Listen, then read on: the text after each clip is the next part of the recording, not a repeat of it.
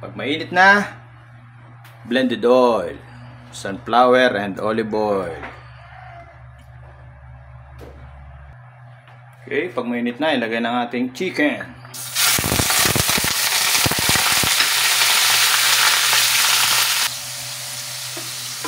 Haluin ng haluin. Okay. Lagyan ng konting asin. Okay, pampalasa kahit pa paano. Pag medyo may brown na kawali, hawiin sa gitna. Ilagay ang sibuyas at bawang. Pagsabay na. Para walang away kung sinong mauuna. Pagsabay na.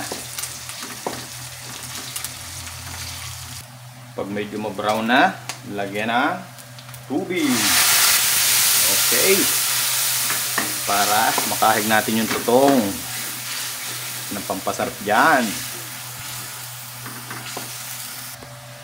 Okay, pag medyo wala ng tutong, sumama sa sabaw, ilagay ang ating munggong, pinalambot na kanina pa. Haluin.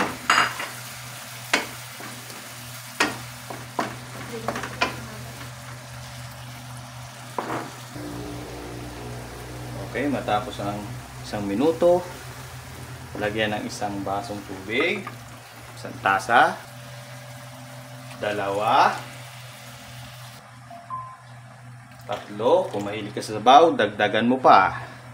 Ako, okay na ako sa 3, dahil kita ko ay ayos na.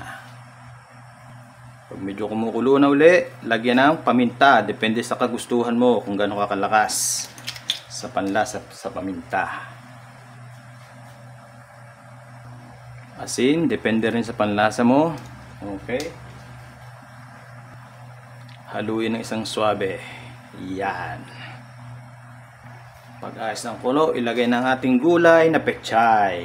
Yan. Siyempre, kung mahilig ka sa sili, lagyan mo ng 1 buo. Depende kung sino gustong kumain. Huwag mong gayatin.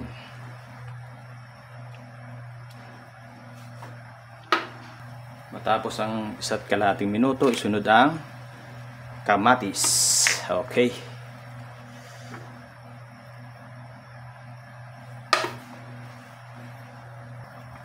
Lagyan ng Knorr cubes, 1/4, tamang pampaano lang, pampa-enhance ng lasa. Pwedeng kalahati. Okay. Siyempre dito sa Korea, laging may noodles, lagyan natin ng sotanghon, kaunting-kaunti na ginupit. Okay. Haluin lang natin ng 1 swabe.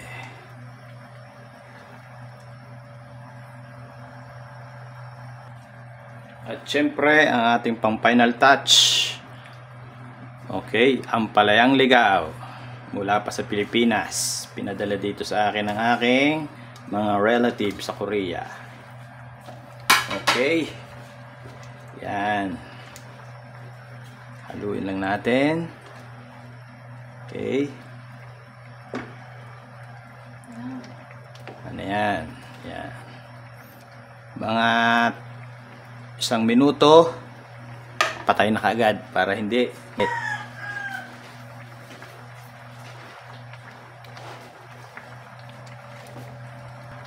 Okay, 1 minuto, hamuin. Tawagin ang ating mga kasama. Kakain na tayo.